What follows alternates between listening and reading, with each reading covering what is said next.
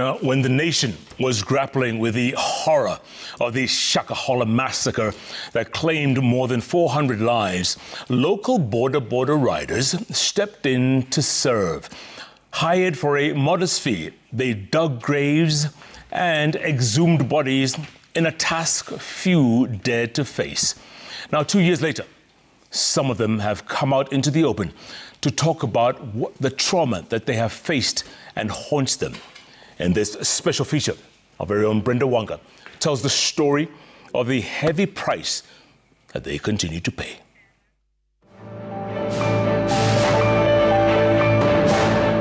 Unachimba, ukifika huku na kunywa pombe mpaka masaa ya kulala hivyo unalala.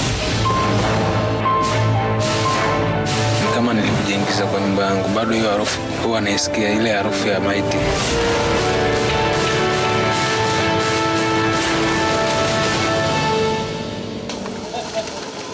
The occasional rumble of a boda is enough to stir this sleepy center to life.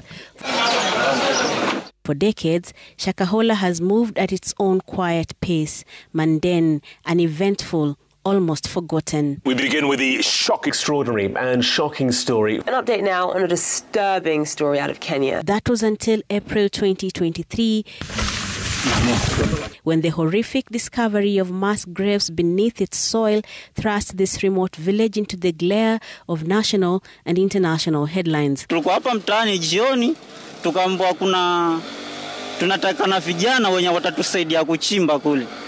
Wenye wanaweza kujitolea waende. Until then, Emmanuel Ngolo was just another boda rider in this quiet village, going about life one ride at a time.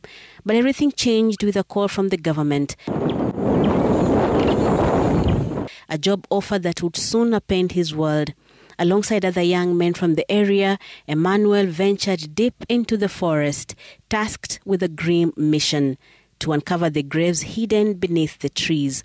What they found in the heart of Shakahola forest was beyond anything they or the rest of the country could have imagined.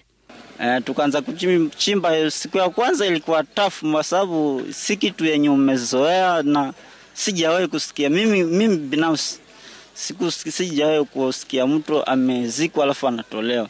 Alafu kitu kenye kilinishangaza, kaburi ya kwanza tu tulipochimba tukapata kuna watu wawili ndani. Sasa hiyo ndo ilinishangaza, ikaanza kunishtua, na si mimi peke yangu, watu wote ni kama walishtuka. Kuna siku moja yenye nilikuwa sijawahi ona maiti 12 watoto, graves moja.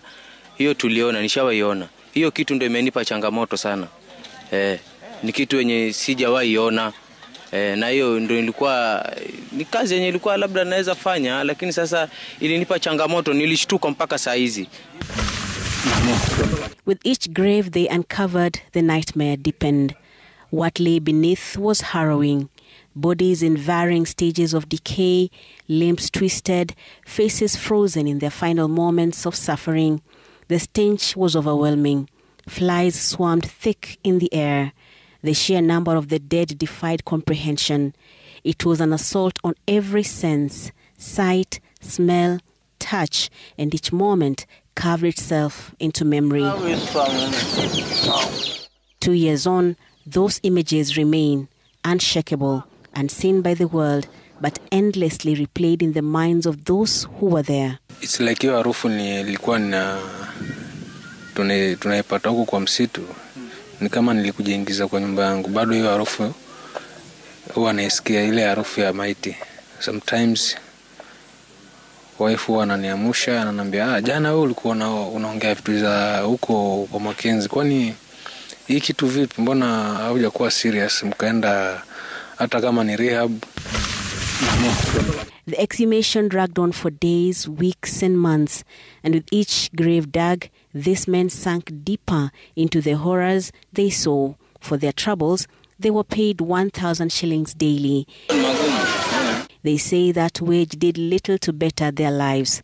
It was a vicious cycle. Ile ukitoka kule unaraukia kuchimba hivyo, so ulikuwa unakuwa busy hivyo, kukunywa tu, ulevi ndio kikaanzia hapo. Kwa sababu huwezi kuchimba hivyo ukiwa soba hivyo. Exhumation of the bodies has long stopped, but for the grave diggers of Shakahola, the reality of what they saw lingers in the air, in their land, in their houses. Their days are filled with stigma. No one wants to hire them or to even associate with them. Their nights bring no respite. Sleep is hard to come by, and when it does, it isn't sweet. Kuota ni huwa naota usiku. Ndoto mbaya mbaya na venye ilikuwa nafanya unaota mtu ulikuwa unamjua ni mtu ulikuwa unambeba, lakini saa hiyo ilikuwa wakati hiyo unaenda mfukua. Sasa saizi inakuwa anakuja tena kwa ndoto unamuona, kwa sababu ni mtu wenye alikuwa tukiwabeba tukifanya nao kazi hapa. Nilikuwa nashikana na watu, lakini sasa bado kwa tunaendelea, watu wakaja wakanitenga kwa sababu wanasema nishafukua watu kwa Makenzi. Sasa ni wanachukulia kama wa mimi nami ni mtu wa kufa ama ni mtu wako kwa Makenzi. Initially, there was some semblance of support.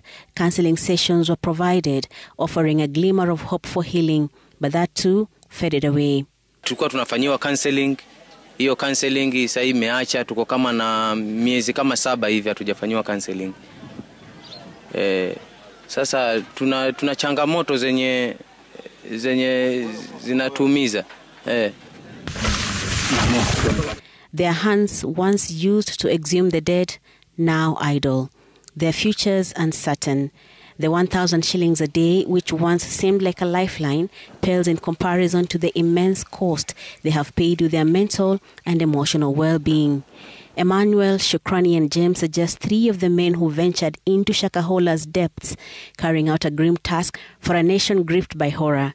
Now, as the immediate shock of the tragedy fades for many, these men are left to grapple with the lingering aftermath, invisible casualties of a darkness they helped bring to light. Their story is a stark reminder that the wounds of Shakahola extend far beyond the graves, leaving deep unhealed scars on the living. Brenda Wanga, Citizen TV.